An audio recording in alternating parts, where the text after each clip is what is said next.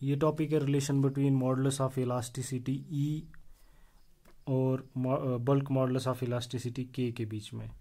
तो जैसे कि हमने पहले की वीडियो में देखा कि ए equal to 3K into 1-2/m के बराबर था। तो लेकिन ये ऐसे आता कैसे, इसको आज हम सॉल्व करेंगे। तो सबसे पहले इसके लिए हमने क्या करना है, एक यूनिट क्यूब लेना है जिसकी हर फेस पे हमारा शेयर टेंसाइल स्ट्रेस लगेगा, और टेंसाइल स्ट्रेस सिग्मा के बराबर हर फेस पे लगेगा जब, तो इसके अंदर वॉल्यूमेट्रिक चेंज आएगा, इसकी वॉल्यूम इंक्रीज हो जाएगी, और साथ में इसकी जो हर साइड है, हर साइड के अंदर भी एक्सटेंशन आएगी इन टेंसाइल स्ट्रेसेस की वजह से। तो जब टेंसाइल स्ट्रेसेस की वजह से इसकी हर साइड में एक्सटेंशन आएगी, तो इसमें जो इसका consideration model in terms of modulus of elasticity में लिया जाएगा। जब इसकी वॉल्यूमेट्रिक चेंज आ जाएगी तो in terms of bulk modulus में लिया जाएगा।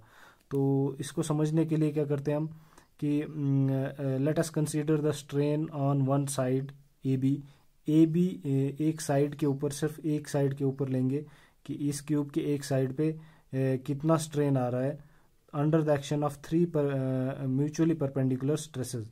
आपके जो ये एक परपेंडिकुलर स्ट्रेस यहाँ पे लग रहा है, एक यहाँ पे लग रहा है और एक आगे की तरफ लग रहा है। तो थ्री डायरेक्शंस में एक्स वाई जेड में डायरेक्शंस में हमारे पास यहाँ पे टेंसाइल स्ट्रेस लग रहा है।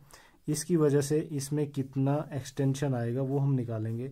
तो strain on A B strain A B पे कितना स्ट्रेन आएगा due to stress on the face A D H E and B C G F.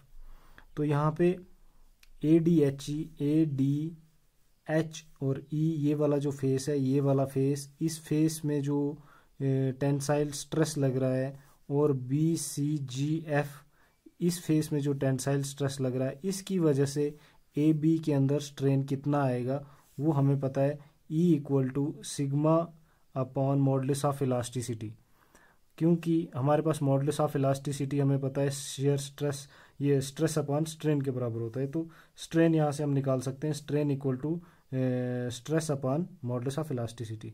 तो क्योंकि अब ये तो डायरेक्ट टेंसाइल स्ट्रेसेस लग रहे थे दोनों साइड से, तो यहाँ पे इसमें चेंज आने लगा, तो इस वजह से यहाँ पे ये सिंपल आएगा ई sigma divide by modulus of elasticity. अब देखेंगे हम स्ट्रेन ऑन ए बी पे जो स्ट्रेन है किसकी वजह से, जो स्ट्रेसेस आपके face A B F E इस फेस पे, और आपके वाला डी सी जी एच इस फेस पे जो इस तरह से टेंसाइल स्ट्रेस लग रहा है, इसकी वजह से इस ए बी में कितना चेंज आएगा। क्योंकि ये लेटरली लग रहा है तो इसमें साथ में हमें यहाँ पे 1/m भी लगाना, क्योंकि ये टेंसाइल, क्योंकि यहाँ पे ये लेटरल स्ट्रेस लग रहा है, तो इसकी वजह से यहाँ पे हमें पॉइजन्स रेशो का भी कंसिडरेशन लेना है। तो E equal to minus value आएगी, कंप्रेस इसकी वजह से इसकी लेंथ घटती है, तो इसलिए हम माइनस वैल्यू लगाएंगे, minus sigma upon modulus of elasticity और साथ में 1/m। तो 1/m यहाँ पे पॉइजन्स रेशो का आएगा।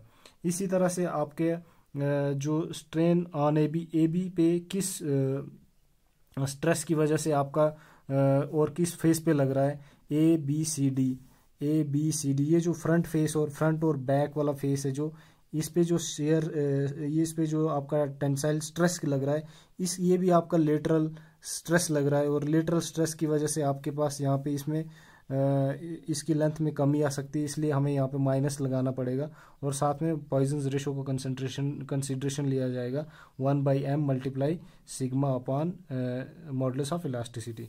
तो इन तीनों म्यूचुअली परपेंडिकुलर फोर्स स्ट्रेसेस जो लग रहे हैं, इनकी वजह से ए बी के ऊपर क्या स्ट्रेन नेट इफेक्ट क्या पड़ेगा, तो इन तीनों को सम करेंगे हम। तो यहाँ पे sigma upon stress upon modulus of elasticity जो आपका पहला था ये वाला केस, फिर इसको सम के माइनस प्लस माइनस तो माइनस ही आ जाएगा, तो यहाँ पे फिर ये वैल्यू आ जाएगी, फिर इसको सम करेंगे इसके साथ तो ये वैल्यू आ जाएगी। तो तीनों का टोटल इफेक्ट कितना आ जाएगा यहाँ पे हमारे पास सिग्मा अपॉन ई, इसमें भी है इसमें भी और सब में है, और इसलिए कॉमन निकाल के बाहर किया है हमने इसको, और यहाँ पे बचेगा हमारे पास 1, यहाँ पे 1 बचेगा, और यहाँ पे भी 1 बचेगा, और यहाँ पे भी यहाँ पे बचेगा 1/m, और यहाँ पे 1/m बचेगा। तो यहाँ पे बचेगा सिग्मा अपॉन ई, और यहाँ पे ये 1, और इसके बाद ये 1/m माइनस 1/m, दोनों को सम हो जाएगा तो ये बनेगा -2/m। तो यहाँ से फिर हमारे पास ये एक साइड पे जो स्ट्रेन आ रहा है ये उसकी वैल्यू है, एक साइड पे जो स्ट्रेन आ रहा है। अब volumetric strain in the unit cube, अब पूरे यूनिट क्यूब के अंदर वॉल्यूमेट्रिक स्ट्रेन कितना आएगा, तो वो आएगा आपके पास 3 के साथ मल्टीप्लाई करेंगे, क्योंकि ये 3 डायरेक्शंस में लग रहा है, एक्स में, वाई में और जेड में लग रहा है, तो इस वजह से हमें इसको 3 से मल्टीप्लाई करना पड़ेगा।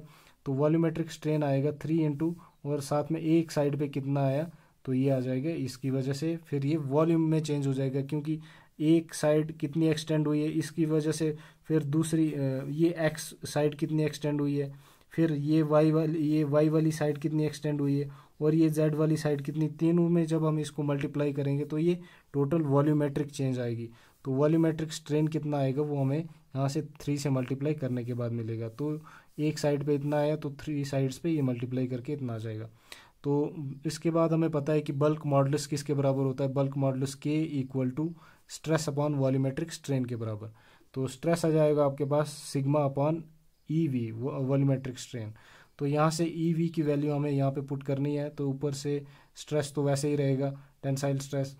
तो इसके बाद यहाँ पे आ जाएगा वॉल्यूमेट्रिक स्ट्रेन की वैल्यू हमने यहाँ से लाई है, तो ये सेम यहाँ पे इस तरह से आ जाएगी। अब यहाँ से हमारे पास जो ये E था डिवाइड में, ये ऊपर चले जाएगा, तो सिग्मा मल्टीप्लाई E, और साथ में नीचे रह जाएगा 3 सिग्मा मल्टीप्लाई 1 - 2m।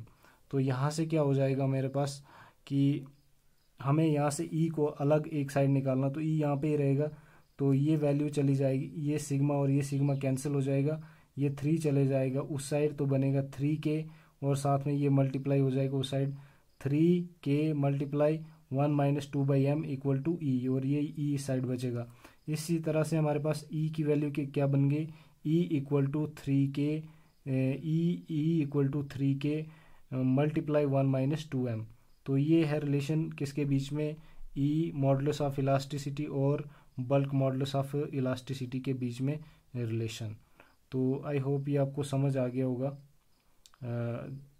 काफ़ी अच्छा टॉपिक था ये, थोड़ा लेंथी है बट ये थोड़ा आसान भी है। आप इसको अच्छी तरह से, अगर कहीं पे कोई समझ ना आई हो तो मुझे आप पूछ सकते हैं।